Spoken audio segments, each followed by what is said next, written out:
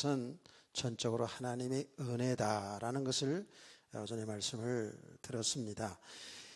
바울 사도는 당신이 고백했던 대로 아주 예수 믿는 사람들을 핍박했던 핍박자였지 않습니까? 하나님의 일을 대적했던 사람이에요.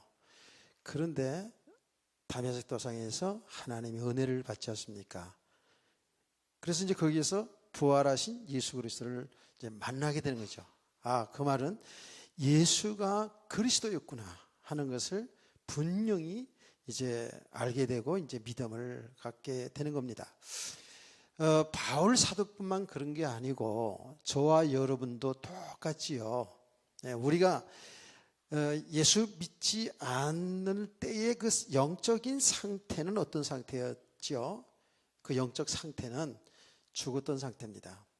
하나님과의 교제가 끊어진 단절된 상태, 이것을 갖다가 영적인 죽음이다라고 얘기합니다. 죽었다라는 그 말은 전혀 하나님을 알 수 없다라는 거죠. 그런데 하나님이 우리에게 은혜를 주신 거 아닙니까? 근데 그 영적인 상태, 하나님과 단절되어 있는 상태의 우리는 어떻게 살았습니까? 전부 세상 풍속을 따라 살았어요. 우리 육신의 욕심을 따라 살아오지 않았습니까? 우리 과거에 예수 믿기 전에 그렇지 않아요? 하나님을 알지 못하니까, 하나님의 세계를 알지 못하니까 당연히 사람들은 전부 욕심을 따라 사는 겁니다. 그런데 성경은 정확하게 그 삶이 어떤 삶이냐? 영적으로 보면 마귀에게 종로를 타는 삶이라는 거예요. 마귀에게 잡힌 인생이라는 거거든요. 우리가 이 영적인 세계를 알지를 못하면요, 신앙생활을 판판히 실패합니다.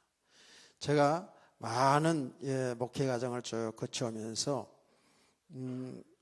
제게 굉장히 그 신앙적으로 유익했던 시간들이 어떤 시간들이었냐면, 밖에 현장에서 복음을 전도하면서 복음을 전하는 가운데에 무속인들을 한 6개월 동안 무속인들을 들여다녔다 그러지 않습니까? 무속인들과 그리고 알코올 중독자들이 있는 그 현장을 몇 개월 동안 계속 데려갔어요. 진짜 알코올 중독자들은 무속인들보다 더 어려워요. 알코올 중독되어지면은요, 거기에서 빠져나온다는 것은 진짜 만만치 않아요. 그런데 알코올 중독자 돼서 분리되는 사람들은 그 영적 문제가 다 와 있습니다. 영적 문제가 다 왔다는 건 뭐냐 하면 귀신에게 완전히 잡혀 있어요. 자기 스스로 마시는 게 아니라니까. 당연히 무속인들은 거의 다 완전 귀신에 잡혀 있는 사람들이죠. 그게 영적 세계입니다. 그게 영적인 사실이라고요. 사람들은 이것을 인정하면서도 잘 못 믿는 것 같아요. 이런 영적인 세계를 보게 되면 그리스도가 하나님인 것, 그리스도가 그분이 하나님의 아들이신 것을 그런 현장에서 정확히 알 수 있습니다. 귀신 들린 사람들인 예수 그리스도 이름 앞에 벌벌 떱니다. 그래서 제가 농담 삼아 진담 삼아 우리 성도들이 무속인들을 한번 찾아가 보라고 제가 얘기를 하는 것은 굉장히 영적인 생활에 도움이 됩니다. 제가 그 무속인들을 만나가지고 대화를 많이 했습니다. 어떻게 해서부터 무속인 됐는지 쭉. 그런데 참 놀라운 공통점이 있는 것은 그 과정이 다 있어요.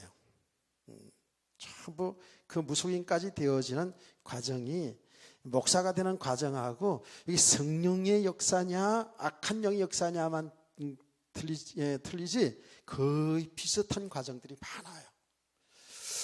어쨌든 우리는 이 영적인 세계를 모르면 또 부인하면 신앙생활에 마귀에게 속습니다. 실제로. 그래서 예수님께서 바리새인들을 향해서 뭐라고 얘기했습니까? 이 독사의 자식들아, 네 애비는 마귀다라고 이렇게 얘기했거든요. 예수님이 하신 말씀이에요. 제가 한 말이 아니고 예수님이 하신 말씀. 그 사람들이 막입니까? 아니잖아요. 그 배후에 사단에게 잡힌 인생들을 향해서 그렇게 말하는 거예요. 네 애비는 마귀다라는 거예요. 에베소 2장 1절에서 3절 말씀에도 그러지 않습니까? 우리는 악한 영, 즉 마귀의 종로로 타는 인생을 살았다라는 거예요. 그래서 우리 성도들이 육신의 삶에 묶여 있는 만큼은 사단에게 속습니다. 굉장히 많이 속습니다. 그래서 신앙생활에 갈등이 오고 실패가 오는 거잖아요. 사람이 우리가 얼마나 육신 세계에 속는 게 얼마나 많아요. 많습니다. 너무너무 많습니다. 우리는 예수 믿기 전에 우리의 영적 상태는 이렇게 마귀의 종로로 타는, 마귀에게 완전히 잡혀 있어서 도저히 빠져나올 수 없는 상태. 이게 우리 옛사람의 상태거든요. 사실은 알고 보면 예수 믿어서 구원 받아놓고도, 구원을 받았음에도 불구하고 아직도 육신 세계 여기에서 제대로 빠져나오지 못해서 굉장히 갈등하고 방황하는 많은 그리스도인들, 그중에 저와 여러분도 거기에서 완전 자유함은 없어요. 잘 보셔야 되거든요. 그래서 예수 믿을 때도 은혜 필요하지만 우리가 신앙생활하는 과정 속에도 하나님의 은혜만 필요한 자들이에요. 그래서 은혜를 헛되이 받지 말라는 거거든요. 예수 믿어서 구원 받았으니까 끝난 게 아니고 우리는 이미 구원 받았지만 주님 앞에 가는 그날까지 우리는 지속적으로 하나님의 은혜만이 필요한 거예요. 아멘. 그래서 바울은 고린도후서 6장에 보면 은혜를 헛되이 받지 말라 그러지 않습니까? 자, 그렇죠. 지금 우리가 예수 믿기 전의 얘기는 완전히 영적으로 보면 저주받은 인생이었어요. 맞습니까? 여러분, 제가 다 얘기합니다. 지금 예수 믿지 않는 사람들이 저와 여러분보다 인격이 훌륭하고 살아가는 삶의 모습이 엄청 우리보다 훌륭한 사람들 많습니다. 배움도 우리보다 많이 배운 사람 많고 세상에 육신적으로 보면 굉장히 성공한 사람들 많습니다. 그러나 분명히 얘기합니다. 예수 믿지 않는 사람들은 저주 아래 있습니다. 많이 배운 만큼, 돈을 많이 가진 만큼, 세상에서 성공한 만큼 그게 축복인 줄 알고 그게 행복인 줄 알고 살기 때문에 하나님 앞에 나오는 게 더 쉽지를 않아요. 그러니까 그게 들여다보면 우리가 하나님의 말씀을 통해 들여다보면 그게 저주잖아요. 이해가 되시나요? 정말 우리 성도들이, 복음을 바로 아는 성도들이 이 세상에서 육신적으로 성공한 만큼 복음 전하는데 굉장히 유익하겠죠. 안 그래요? 꼭 육신적으로 성공해야지만이 복음 전하는데 유익하냐? 그건 아니지만 정말 믿음의 사람들이, 진짜로 믿는 사람들이 세상에서 높은 자리에 가 있다, 돈을 많이 가졌다, 어디에 쓸 겁니까? 어디에 그 권력을 이용할 수 있겠습니까? 하나님 영광을 위해서, 하나님 복음을 위해서 살지 않겠습니까? 아멘.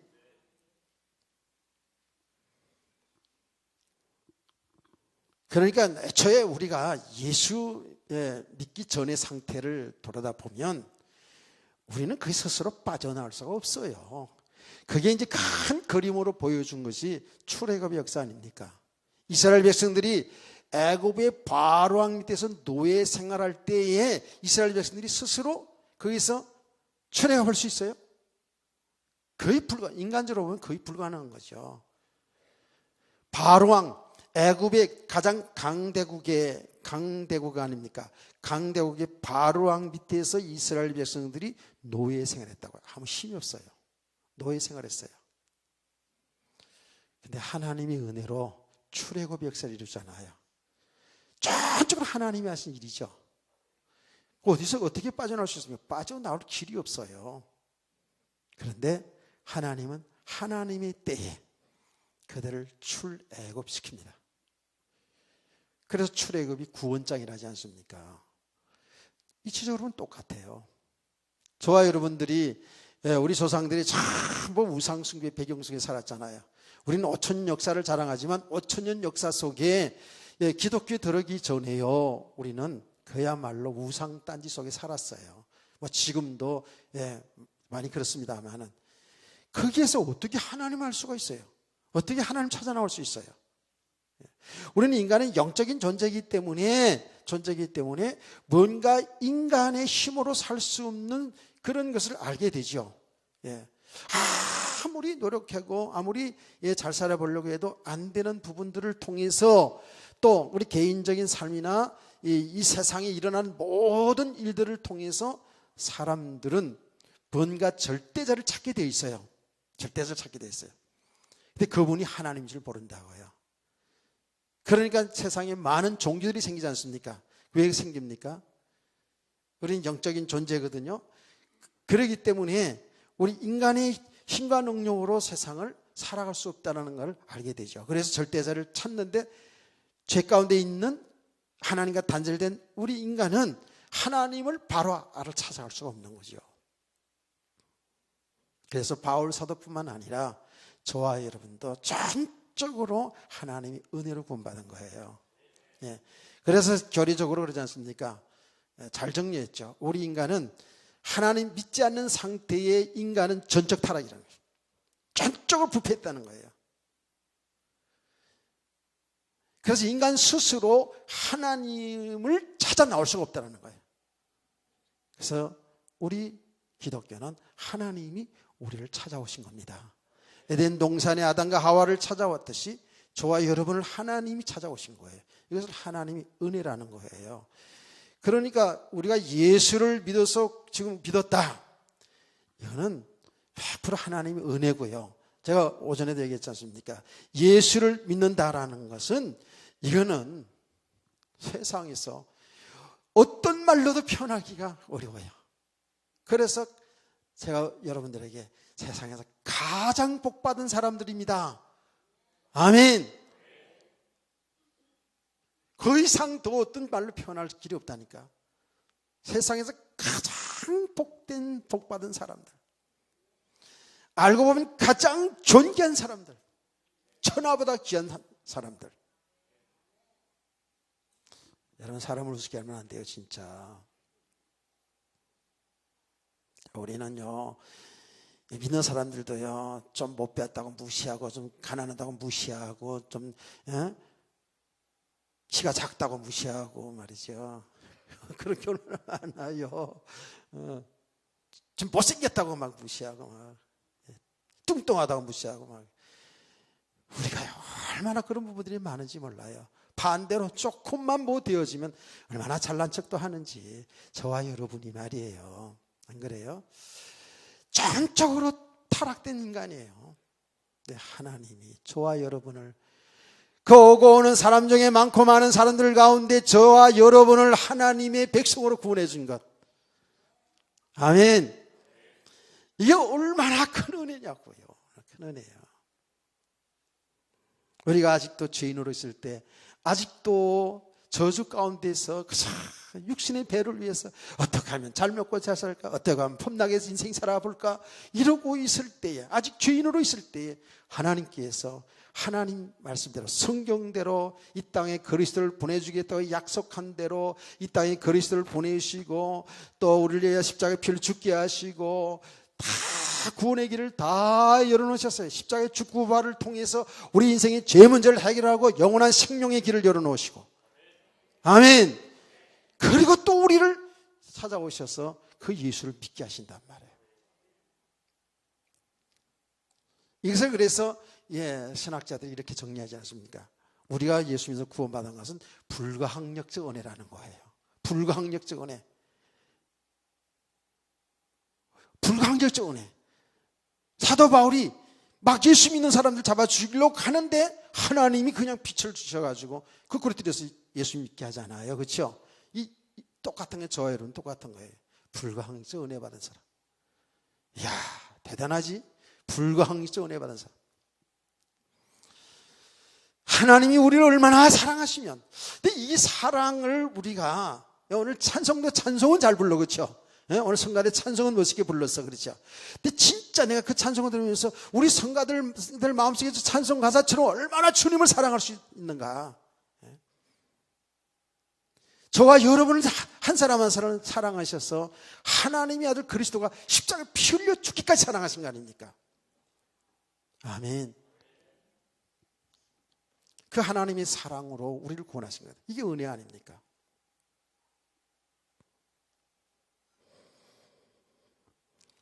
저와 여러분의 고백이 내가 나 된 것, 나의 나 된 것 하나님의 은혜입니다. 이 고백이 닮아되기를 원합니다. 이 바울 사도가 나의 나 된 것 하나님의 은혜입니다라는 그 말 속에서는 이런 것이 포함되겠죠. 예수를 믿어서 구원받은 나, 구원받게 돼서 하나님의 자녀 된 것 하나님 은혜잖아요. 그렇죠? 또 나의 나 된 것, 내가 나 된 것 하나님 은혜. 여러분이 구원받을 뿐만 아니라 성가대로 남이 입지 못하는 가운까지 다 입고 찬양할 수 있는 이 축복 은혜인 줄 믿으세요. 하나님 은혜. 그러니까 바울 사도가 사도된 것, 주의 복음을 전하는 사도된 것 하나님의 은혜라는 거예요. 더 나아가서 오늘 뒤에 말씀 보면 그의 모든 사역 자체의 삶 자체가 하나님의 은혜라는 것이죠. 맞습니까? 그렇잖아요.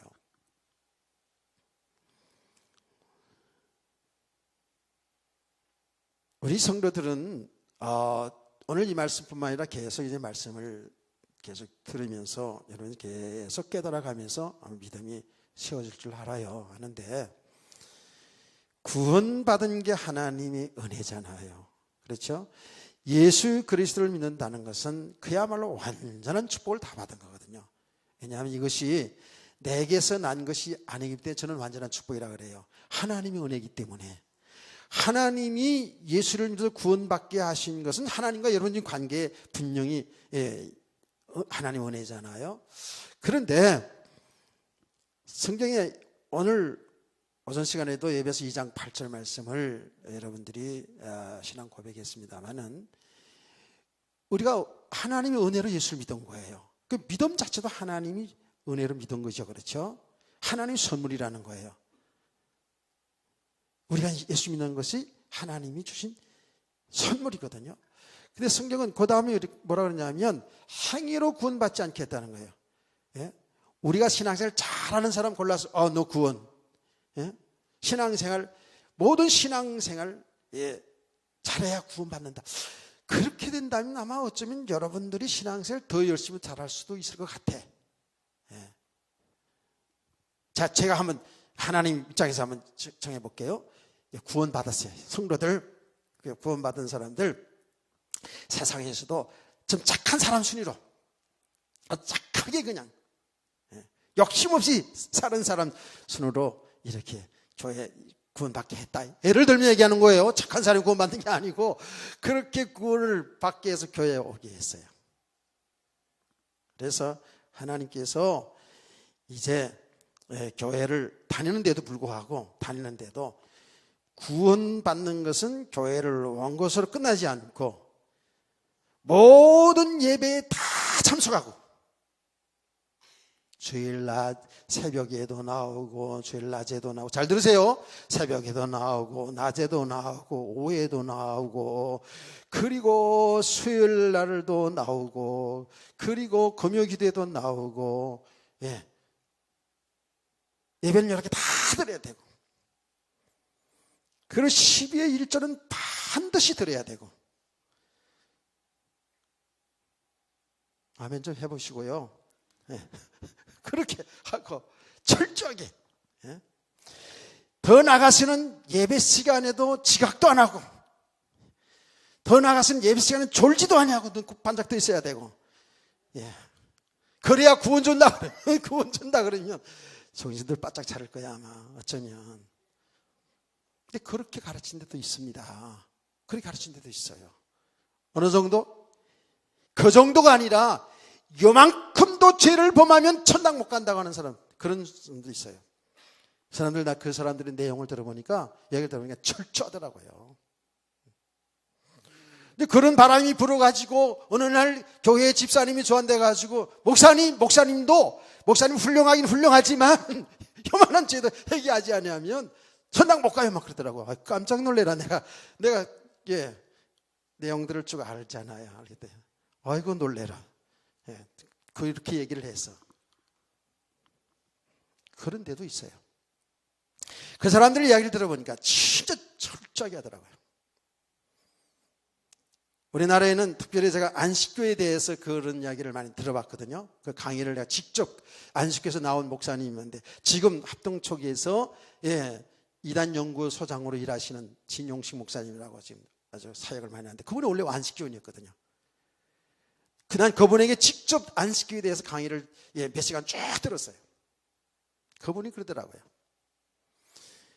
여러분, 누가 옆에서 꼬집었는데 어떻게 해야 되는지 아세요? 꼬집은데도 안 아픈 척 해야 돼. 아야! 그리고 신경질 내면 그 사람 구원 못 받은 거래. 진짜로 그렇게 얘기했어요.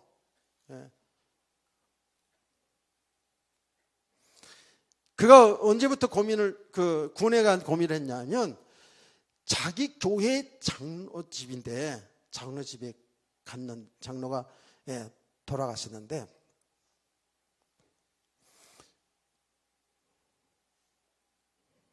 교회에서 말하는 노예에서 목사님으로 오셔가지고 천국 갔다고 이제 한송 예배를 드리는데 당신은 저번 천국 못 갔는데 그랬대요. 천국 갔는데 왜냐? 일주일 전에 그 장로님과 장로님 부인과 대판 싸우는 걸 봤대요. 어떻게 하다 그 집을 갔는데 싸우더래. 아유, 저 장로 아직 구원 못 받았구나. 이런 생각했다는 거예요.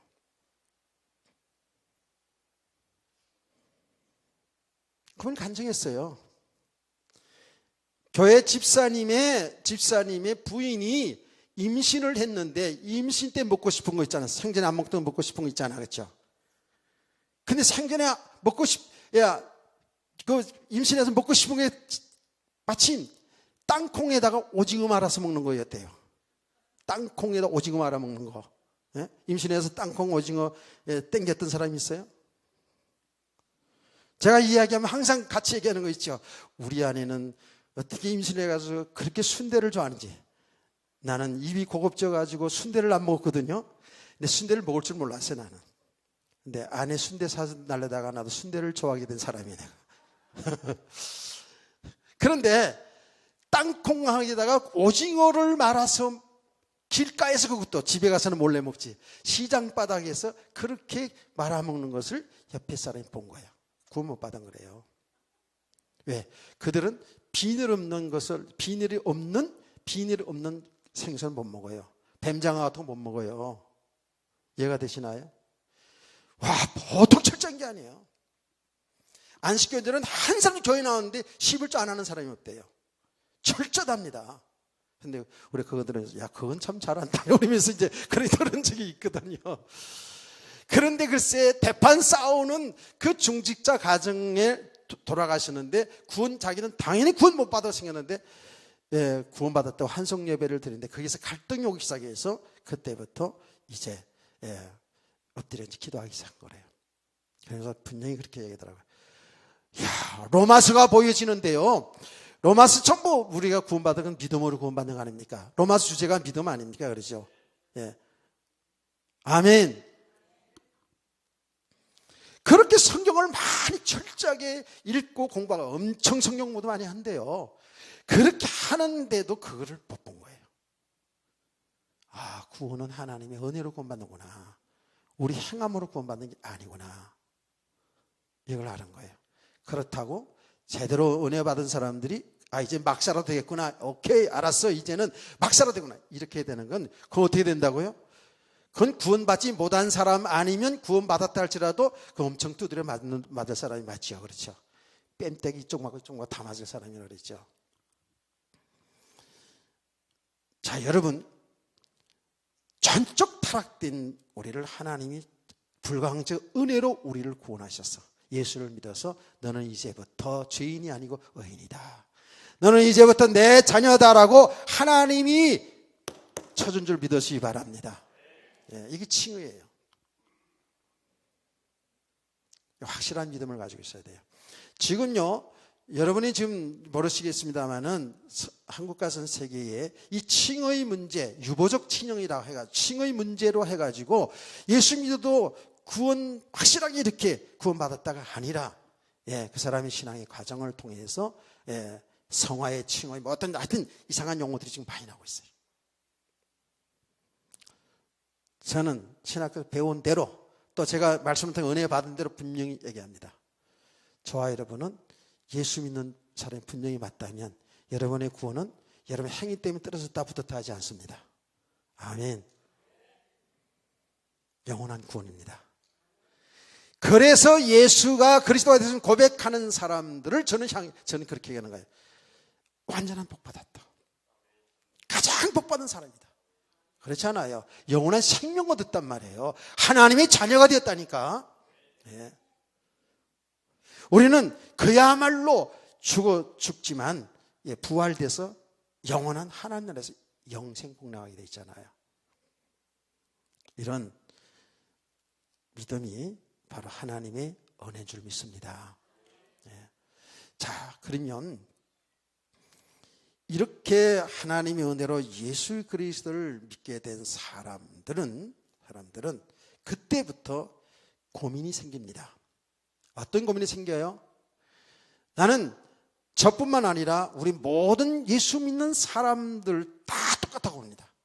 어떤 생각이 드냐 하면 이제 예수 믿는 구원 받았으니까 뭐 아무렇게 살아도 이제 구원 받았으니까 괜찮다라고 이렇게 살지 않고 이런 생각을 하지 않고 어떻게 하면 하나님이 기뻐하는 삶을 살아낼까?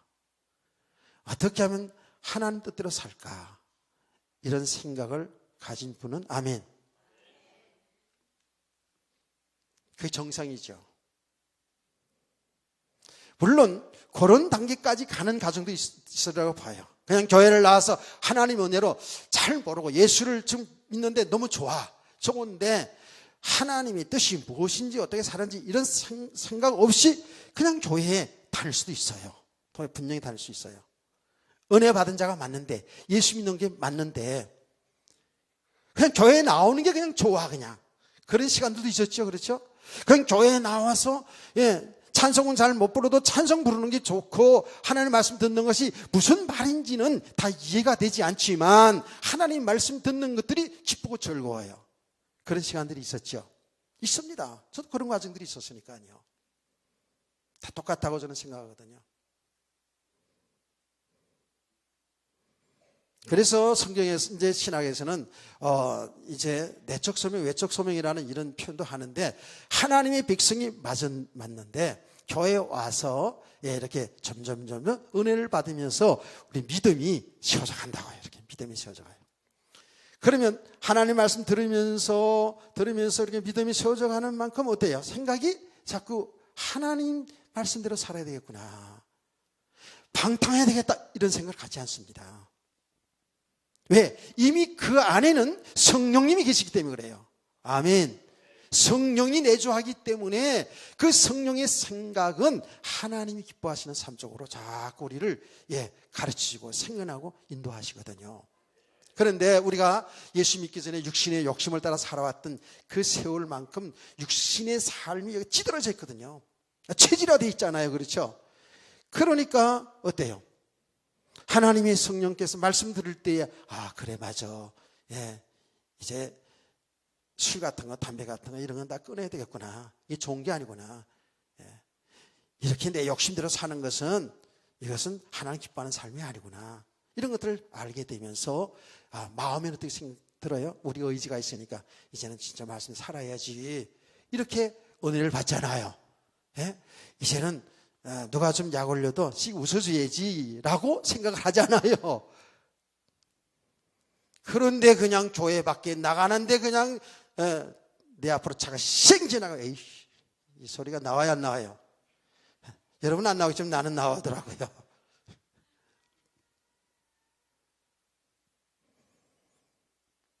그래 그게 우리 육신의 삶의 모습이거든요. 이제 그런 과정들이 다 있죠. 근데 그런 과정들을 통해서 여러분이 낙망하지 마시고 계속 은혜를 잘 받으시기 바랍니다. 그래서 내가 말씀이 필요한 자구나. 그래서 내가 은혜가 필요한 자구나. 그래서 내가 그리스도가 필요한 자구나. 이렇게 계속 은혜를 지속하시길 바랍니다. 자, 그러면서 점점 우리가 믿음의 사람으로 세워져 가면 갈수록 은혜를 받으면 받을수록 어떻게 됩니까? 주를 위해 살아야지라는 이런 생각이 들어집니다. 주의 뜻대로 살아야지. 주의 말씀대로 살아야지. 이거는 정상입니다, 이게요. 어떤 사람들은 그렇게 살아야 복 받는다라는 이런 수준 속에 있을 수도 있어요. 그래요. 그런 과정도 있어요. 이렇게 하나님 앞에 예배를 잘 드리고 또 11수생을 잘하고 헌금생을 잘하고 봉사헌신 잘하면 하나님의 축복을 받는다라는 이런 말씀 들으면서 그런 나름대로 그렇게 되기를 원해서 그렇게 할 수도 있어요. 그런데 그런 과정들을 거쳐가면서 점점 우리는 믿음의 사람으로 세워져 가는 거예요. 믿음의 사람으로 세워져 가면 갈수록 우리는 어떻게든지 주를 위해서 살아야 되구나. 주의 말씀대로 살아야 되는구나. 주님을 기쁘게 하는 삶을 살아야 되는구나. 주의 영광을 위해 살아야 되는구나. 이렇게 사람이 자꾸 바뀌어져 가는 줄 믿으세요. 그렇게 된다니까요. 자, 점점 말씀을 통해서 이제 구원에 관한 것이 더 확실해져 갑니다. 구원에 관한, 내가 정말 하나님의 자녀가 맞구나. 이 은혜를 받으면서, 이런 기도 생활하면서 응답 받으면서 이제 눈에 보이지 않는 이 영적 세계를 자꾸 체험하게 되거든요. 영적 세계를 체험하게 돼요. 진짜 하나님이 살아계시구나. 하나님이 내 기도를 들으시고 응답하시는구나. 이런 것이 벌써 여러분 다 많이 체험되지 않았어요? 이게 그냥 막연한 것이 아니라, 막연하게 기도, 대표 기도, 그냥 어떤 예배 행위 중의 기도가 아니라 실제로 하나님 앞에 내가 기도했는데 하나님이 그 기도를 들으시고 응답하시는 것을 여러분들이 체험하게 된단 말이에요. 경험하게 된다고요. 이 믿음이 세워지죠. 믿음의 비밀이에요, 이거요. 세상의 사람들이 알지 못하는 이렇게 믿음의 사람으로 점점 세워가게 될 줄을 믿습니다. 제가 아까 귀신 무당집도 얘기했잖아요. 그 무당들이 말이죠, 예수 그리스도 이름 얘기하는데 왜 벌벌 떠냐고요. 그래서 내가 물어봤잖아요. 왜 내가 들어오는데 왜 몸소리 치고 막 이렇게 그냥 오만상 찡그려 그러냐고. 사람이었으면 그래도 무슨 모습으로 해야지. 이제 나중에 대화가 되어서 이제 얘기하니까 그런 거 있죠. 자기 안에 있는 섬기는 귀신이 들어오는데 싫어한다는 거예요. 내가 들어오는 걸 싫어한다는 거예요. 진절이 치거든요. 그 무속인들을 막 진절이 쳐요. 근데 왜 그러냐? 싫어서 그렇다는 거예요. 그리고 막 욕하고요. 심지어 막 칼 들고 막 그냥 막 무섭게 하고 가요. 왜 그러냐 그랬더니 내가 무서워서, 여러분 예수 믿는 사람이 무서워서 여러분 안에 하나님이 계시기 때문에. 할렐루야. 나는 그런 과정을 통해서 얼마나 우리가 받은 축복이 큰지. 제가 얘기했잖아요. 심지어 예수 그리스도에 대한 복음을 전하는데 말씀 듣는 사람이 그냥 나같이 자빠지더라고요. 슬피 울면서 귀신이 떠나가는 현장을 또 봤거든요. 실제로 내 능력과 상관없이 그리스도 이름이 대단하단 말이에요. 우주 만물을 창조하신 창조주 하나님이신 예수 그리스도가 여러분과 저의 주인이에요. 신랑이라고요. 얼마나 대단한 거냐고요. 이렇게 우리가 믿음이 세워져 가면 갈수록 이 영적 세계를 또 알아가는 거잖아요. 그렇죠? 알아가는 거예요. 그래. 진짜 성령대로구나. 예수 믿는다는 것은 완전한 축복 다 받은 것이구나. 이 땅에 살다 죽어도 우리는 영원한 하나님 나라, 영원한 천국이 있구나. 아멘. 이 믿음이 딱 들어오잖아요. 들어오는 만큼, 우리 믿음이 세워져 가는 만큼 우리의 삶은 주를 위해 살아야 되겠다는 것이 계속 나옵니다. 그것이 꼭 목사나 선교사나 그것을 얘기하는 게 아니에요. 저는 여러분의 수없이 간증했습니다마는 이렇게 은혜를 받고 진짜 하나님이 살아계시고 천국과 지옥이 있고 예수 믿으면 천국 가고 안 믿으면 지옥이구나 하는 것이 내게 믿음이 들어왔을 때에 이제 어떤 생각인 줄 아세요? 이제는 복음 전하는 주의 종이 되어야 되겠구나. 이런 마음이 이미 그런 이야기를 계속 하나님이 저를 이렇게 부르는 그런 과정이 있었는데 제가 그런 믿음이 확실하게 들어가지니까 이게 내가 가는 길이 맞구나 생각을 하고 이 길을 선택하고 나서 그때부터 믿음 생활 좀 잘하는 청년들에게 내 동생으로부터 시작해가지고 야 우리가 이 땅에 사는 날 동안 오래 살아야 100년 안에 다 가는데 이 땅에 뭐하고 살 거냐. 나는 내 동생부터 직장생활 잘하는 내 동생이 찾아가서 저 울진에서 잘하는 내 동생이 찾아가지고 밤새도록 얘기했어요. 우리가 이 땅에 살다가 언젠가 죽으면 천당 갈 건데 우리는 예수 그리스도 복음 전하는 주의 종이 되어야 되겠다. 너도 형처럼 신학교 가서 이렇게 해라. 제가 밤새도록 얘기했어요. 모든 걸 내려놓고 올라와서 신학교를 가서 제 동생도 목사가 됐는데 그건 제가 설득이 된 게 아니에요. 그게 하나님의 은혜잖아요. 그렇죠? 아멘.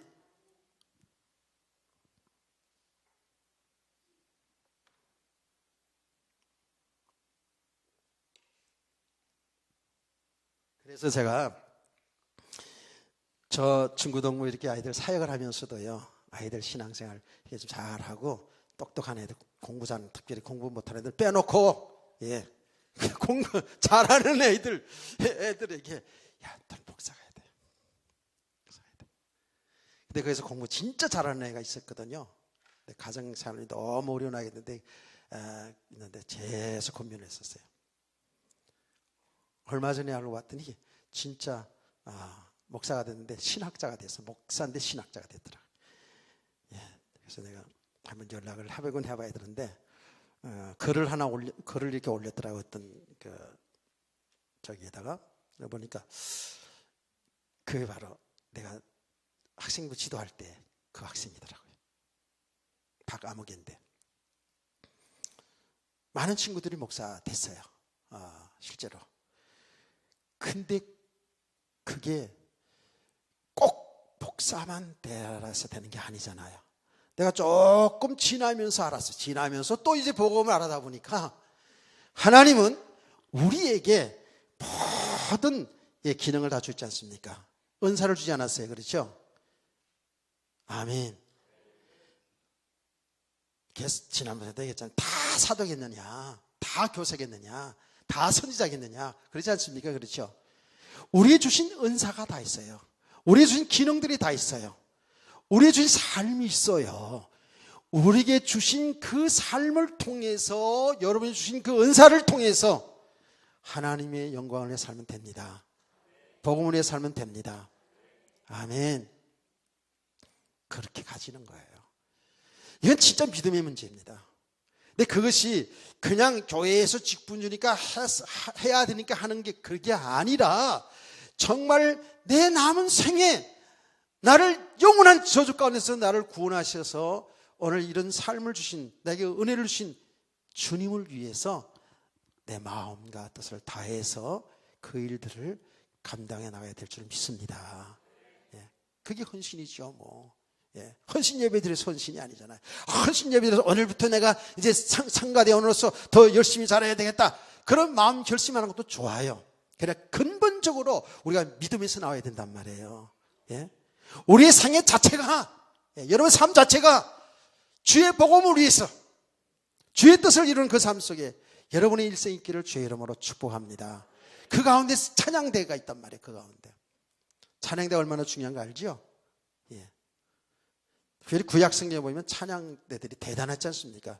찬양대가 몇천 명씩 있었어요. 다윗왕 시대 때 이렇게 보면 그는 그만큼 하나님은 찬양 자체를 기뻐하신다는 거예요. 찬양을. 아멘. 찬양할 때 앞에 있는 분만 이렇게 찬양하는, 찬양되는 같은 느낌이 있긴 해요. 그 찬양도 좋아요. 근데 우리 성도들 다 같이 찬양할 수 있어야 돼요. 여러분 삶 속에서 찬양 있는 삶 되기를 원합니다. 여러분 삶 속에서 감사가 있는 삶이 되기를 원합니다. 오늘 찬양의 헌신을 통해서 좀 하나님의 은혜에 대한 감사가 좀 많이 회복되기를 원해요. 제가 어제 또 한 시간 동안 쭉 이렇게 이 말씀을 이렇게 묵상을 하면서 말씀을 묵상할 때 우리가 잘 아는, 저와 여러분 잘 아는 말씀이잖아요. 성경대로 죽으시고 예수님이 성경대로 부활하시고, 예, 하나님은 하나님 말씀하신 대로 다 이루고 가시는구나. 이 인류 역사를 또 내 개인의 인생을 이런 걸 생각하니까 너무너무 감사가 되더라고요. 감사가 되고. 자, 이렇게 우리가 믿음의 사람으로 세워져 가면 갈수록에 이게 진짜 하라 마라가 아니라 자원하는 마음으로 기쁜 마음으로 하게 되는 겁니다. 예. 그래서 예배도, 예, 제가 아무리 오후 예배를 유혹해도 가는 사람은 가시더라고. 오후 예배가 더 중요합니다. 예, 이렇게 이야기를 해도 가는 사람은 가더라고요. 어쩔 수 없이 그게 믿음이 그 수준이거든요. 그건 변명할 여지가 없는 거잖아요. 여러분 아멘 되십니까? 여러분 세상에서 지금 가장 복된 자리면 예배 자리가 맞잖아요. 예? 제가 얘기하지 않습니까? 제가 옛날에 하나님 모르고 방황하고 있을 때 말이에요. 이 주일날 예배 시간에 저는 담배가 자욱한 음악다방에 앉아가지고 글쎄 가사도 제대로 알지 못하면서, 예, 음악을 신청해 듣고 이랬다니까. 거기 또 멋있게 보였고요. 그 다방 안에 디스키 자키, 예, 판 돌리는 아이들 있잖아. 그 얼마나 우상이었는데요. 예.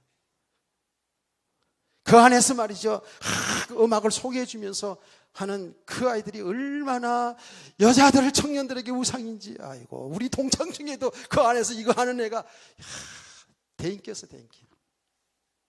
아이고, 참 지금 생각해봐도 주일날 그때 11시 말이야. 그런 때 그냥, 예, 담배 연기 쫙 한국에서 막 시끌시끌 음악 다방에 가가지고. 그래서 지금까지 뭐 사이먼과 가펑클 지금 좋아하긴 하지만은 그래요. 예. 지금까지 내 차에 그 뒷판이 있습니다만은 하여튼간에 그래요. 그런데 은혜를 받기 시작하니까 그런 게 하나씩 하나 다 정리가 돼요. 세상에 교회 와서 예배 드리는 게 그렇게 즐겁고 행복할 수가 없어. 얼마나 기쁘고 즐거운지. 제가 수년 동안을 눈물로 예배 드렸다 하지 않습니까? 그래서 꼭 그렇게 돼야지만이 그게 은혜가 은혜 처음이다 그런 얘기는 아니에요. 저 개인도 그만큼, 제 개인적으로 그만큼 방황하고 살았다는 증거이기도 하지요. 예. 그만큼 삶이 방황하고 살았다는 증거이잖아요. 그렇죠? 내가 진짜로, 예, 은혜 세계를 모르고 교회를 다녔다는 걸 이제 교회 다녔다가 중간에 그렇게, 예, 타락했다가 돌아오면서 그런 걸 알잖아요. 제가 지금까지 아파서, 정말 몸이 아파서 주일날 못 나온 경우도 있지만 주일날 예배 딱 한 번 빠졌어요. 실제로 제가 얘기했죠. 내 친구 전도하기 위해서. 내 친구가 결혼식이 주일날 11시에 하기 때문에 그거 전도할 목적으로 내가 11시 예배 안 드리고 거기 가서, 예, 축하해주고 다 그러고 틈나면 교회 나오자 그러는데 아직도 교회 안 나옵니다. 우리가 하는 건 아니에요, 사실. 그러나 우리는 복음을 전할 이유는 있죠. 왜 그런 줄 아십니까? 제가 율법적으로, 예, 예배 안 드리면 저주받을 것 같아서 예배 드립니까? 그런 신앙의 과정도 있다니까. 꼭 예배 안 드리고 다른 데 가면 뭐가 저주받을 것 같은 느낌. 또 그렇게 또 뉘앙스를 가지고 말씀을 또 전거하기도 해요. 11조 떼어 먹으면 막 저주 재앙받을 것 같이 이야기도 하기도 한다고요. 여러분 11조를 그럼 저주 재앙받을까 봐 11조를 하고 있으면 아직도 우리나라 수준이죠. 그러나 가르치는 쪽에서는 그렇게 해야 돼요. 돼요? 그런 과정들이 필요하다고요. 아멘. 말씀을 순종해야 된다는 걸 가르쳐야 되죠. 당연히. 순종하면서 은혜 받는다니까. 순종하면서 하나님의 은혜를 체험한다니까. 순종하면서 하나님 축복을 보게 된다니까요. 그런데 여러분, 예, 이제 오후 예배까지 신앙생활 지금 여기까지 남아있는 여러분들이 예배 안 드리면, 오후 예배 안 드리면 저주받을 것 같아서 여기 앉아 있습니까? 그런 사람 하나도 없잖아요. 예배가 너무 기쁘고 즐겁고, 아니 기쁘고 즐겁진 않더라도, 즐겁지 않더라도 너 은혜가 사모되잖아요. 은혜가 필요한 자는 알잖아요. 물론 지금 형식적으로 앉아있는 사람도 있을 수 있어요. 어쨌든 은혜의 자리가 필요하거든요. 그래서 지금 이렇게 보면 우리 아이들 있잖아요. 우리 아이들도요, 지금 뭘 잘 못 들을 수 있어요. 그렇지만 자꾸 교회 속에 와 있어야 돼요. 예, 말씀을 자꾸 가르쳐 줘야 돼요. 들어야 돼요. 아멘. 제가 이렇게 비유하지 않았습니까? 아이들 때 공부하라 하면 부모를 위해서 하는 줄 안다니까. 예? 그래서 우리 부모들이 그러지 않습니까? 야, 너 이번에 공부 잘해 성적 올라가면 뭐 사줄게. 이렇게 해가지고 성적 올리게 공부 열심히 하게 또 만들잖아요. 그러죠? 그래서 뭔가 부모를 통해서 약속한 걸 얻어내기 위해서 열심히 공부할 수 있어요. 그런데 대학교까지 갔는데 그러면 안 되지. 그렇잖아요? 그런 과정은 필요하다고요. 필요하는데 그러면서 이 아이가 공부를 하면서 성장하면서 공부는 부모가 나를 위해서 나 때문에 때리기도 하고 책망하기도 하고 선물 사주고 했구나. 이게 이제 알아가는 게 철들어가는 거예요.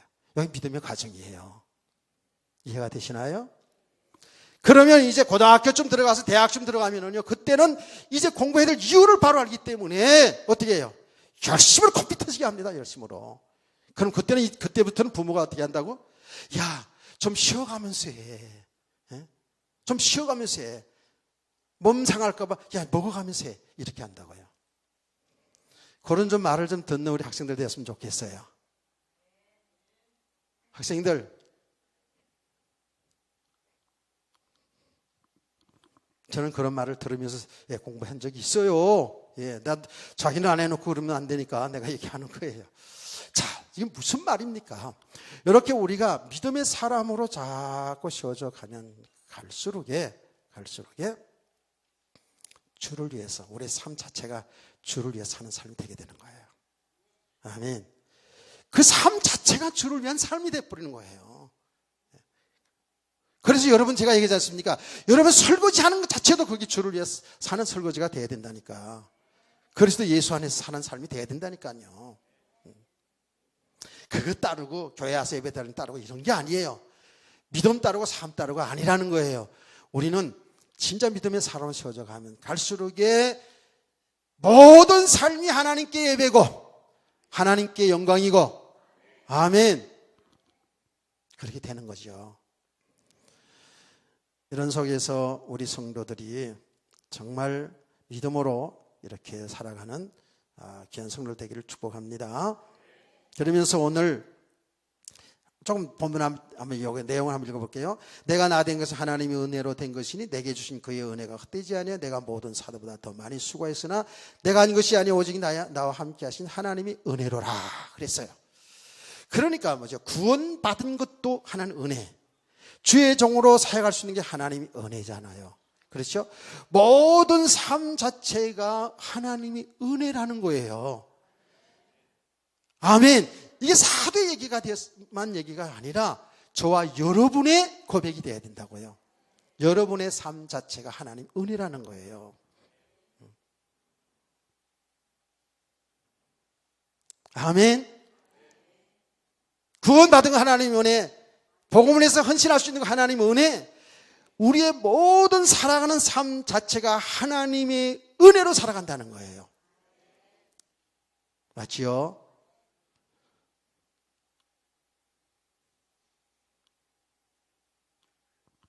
그러면 그 은혜라는 것을 이야기할 때 하나님의 모든 게 다 은혜로 살아간다라고 할 때에 우리는 항상 나 좋은 쪽으로만 생각해요. 그렇죠? 내가 잘 되는 쪽으로만 하나님의 은혜로 생각하는 경우가 많거든요. 이건 치우친 거죠. 무슨 말인지 아시겠어요?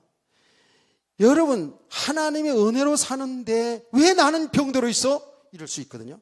하나님의 은혜로 산다면서요. 그런데 내 삶에 왜 이렇게 사업이 안 돼요?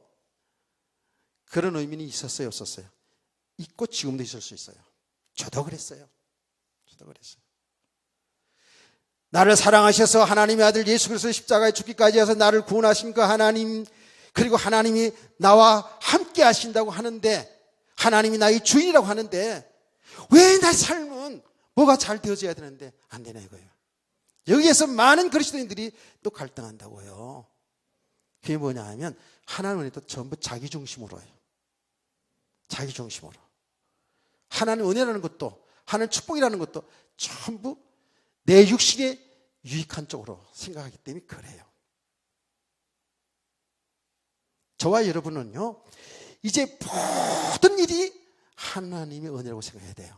그것은 여러분에게 삶의 축복이든 육신의 축복이든 삶의 고난이든 하나님의 은혜로 볼 수 있어야 돼요. 이게 안 되면 우리는 항상 신앙생활에 갈등할 수밖에 없죠. 그거는 모든 인간관계도 똑같더라니까요. 똑같아요. 살아가다 보면 정말 상처 주는 인간들도 많잖아. 그렇잖아요. 그렇죠? 힘들게 하는 사람도 많아요. 또 내게 유익을 주는 사람들도 있어요. 좌우를 치우친다니까요.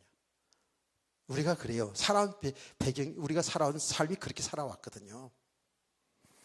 그러니까 삶에서 고난이 올 때 여기에서 사람들이 이걸 넘어서지 못하고 하나님이 정말 살아계신가?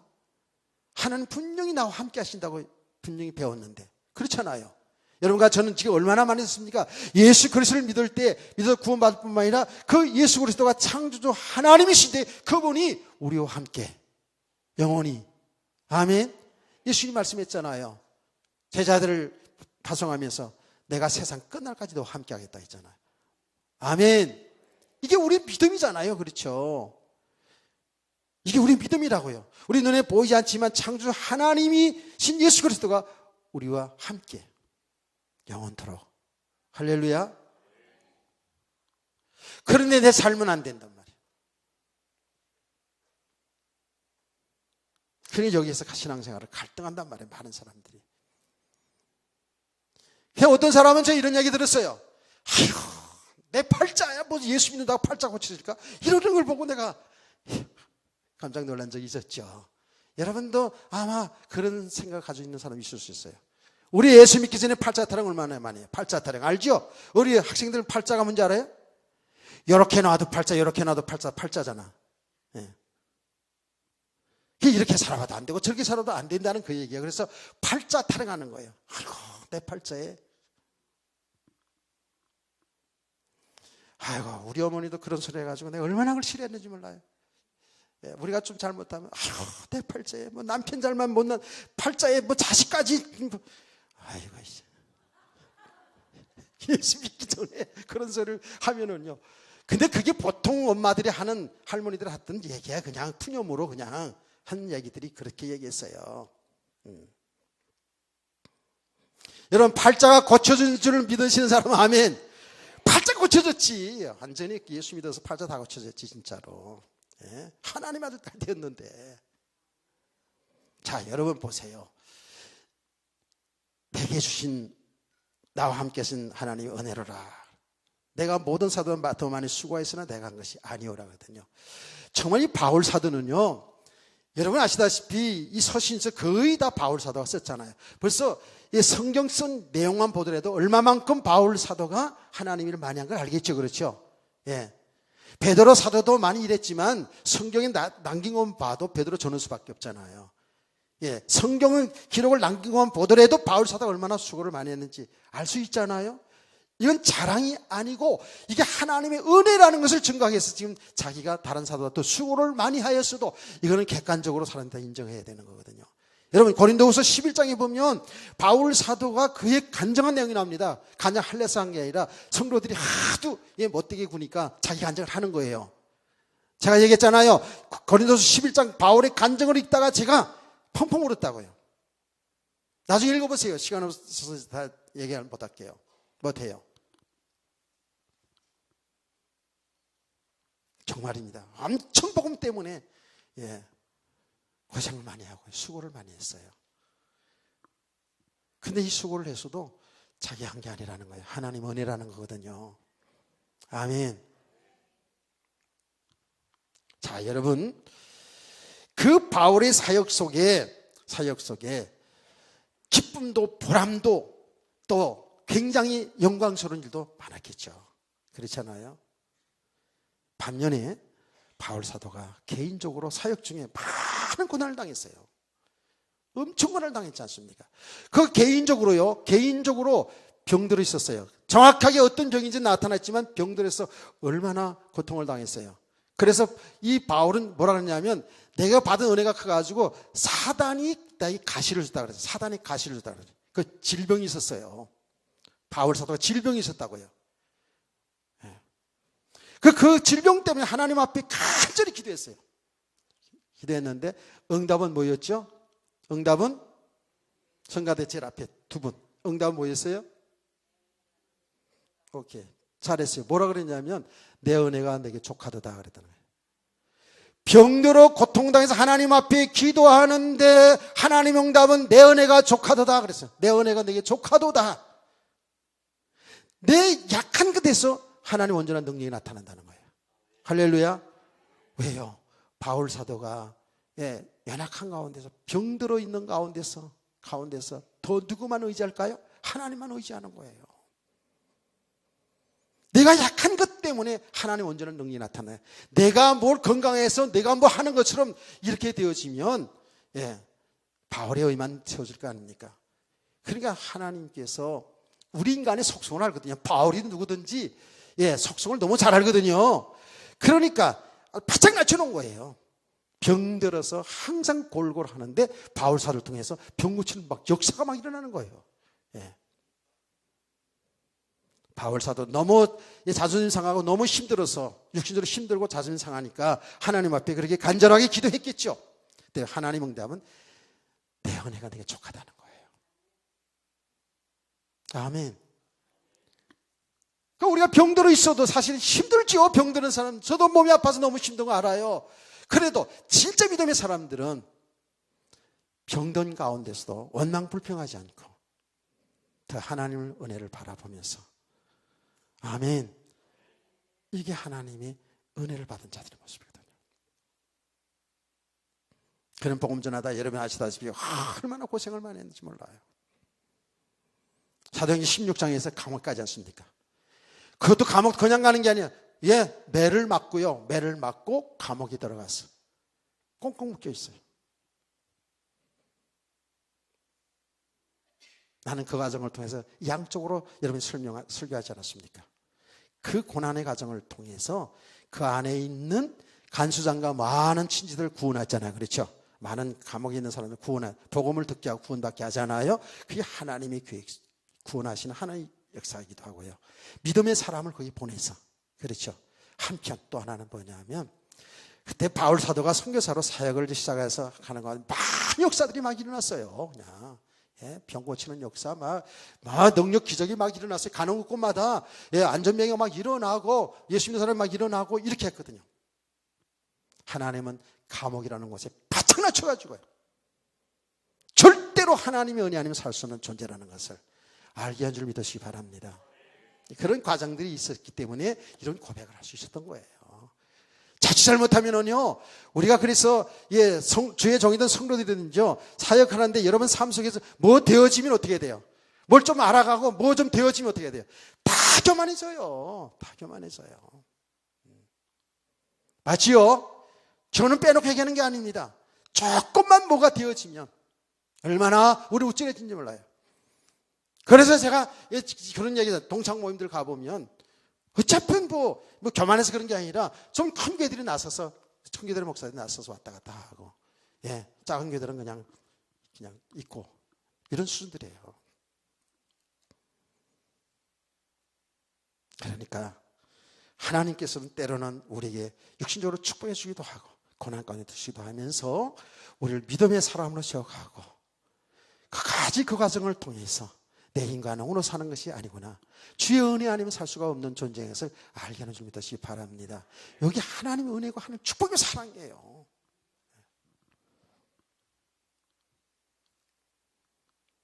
그래서 바울은 그렇게 고백하는 거예요. 내가 한 것이 아니요 오직 나와 함께 하신 하나님의 은혜로다. 할렐루야. 저와 여러분의 신앙 고백이 평생 이렇게 가기를 원합니다. 하나님의 은혜. 그래서 믿음의 사람으로 세워진 사람일수록 내가가 아닙니다. 내가가 하나님의 은혜죠. 그렇죠? 신앙인물을 다 보세요.